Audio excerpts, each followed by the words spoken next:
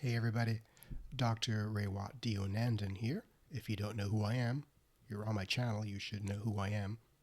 I'm an epidemiologist and an associate professor at the University of Ottawa, where I'm also the holder of the chair in university teaching, with a mandate to study the role of artificial intelligence in education and some aspects of research.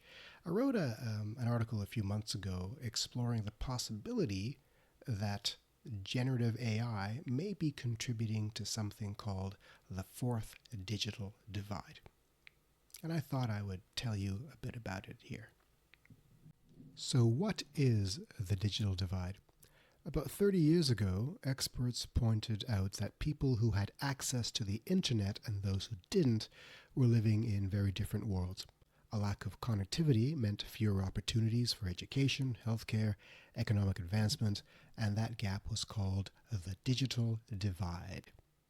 In the early 2000s, only a tiny fraction of the world had internet access, but today that's flipped. About 65% of the global population is online, so in some ways we've made real progress. But access isn't enough. Here's a twist. Being online doesn't mean you're truly benefiting. Research have long talked about a secondary divide, gaps in digital skills. You might be able to log on, but do you know how to use the internet in powerful ways? Do you know how to find good information, create content, or leverage and use digital tools? Then there's something called the tertiary divide, the difference between using technology casually versus effectively, especially in high value areas like work or health or education. So if you live in a rich country, many people have full integration with these tools, but in poor countries, that number is fewer. Enter AI, in particular, generative AI. Is it a fourth digital divide? Well, it is more disruptive, that is true. These are technologies that don't just help you search the web, they create content. They summarize documents, draft emails, analyze data, and can think in ways that previously required human expertise. The danger here is a new fourth digital divide, not just about who has access to the internet or who can use tools, but about who has functional access to powerful AI technologies and can use them effectively. Right now, wealthy countries and big corporations are racing ahead, integrating these tools into everything they do.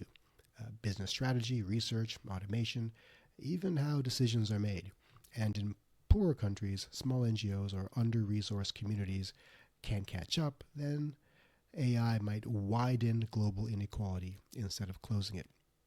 I'm sure you can imagine entire economies and even militaries supercharged by partial or full management by AI, for better or ill. That will distinguish them from countries without such access. So is it good or bad? Well, let's be honest, AI is both. It can boost productivity, help small teams do more with less, and even help people with low literacy understand complex information. But it also brings risks. Loss of jobs, deepfake fraud, misinformation, and tools that amplify the influence of the already rich and powerful. So the big question isn't whether AI is useful, it's whether everyone has a fair chance to benefit from it. What can we do? If we're going to avoid making this divide permanent, we need to think hard about education, policy, and global equity, teaching people how to actually use AI, not just access it, investing in digital literacy worldwide, and making sure that AI tools are affordable and transparent. Because if generative AI is going to reshape our societies, then we need to shape it back.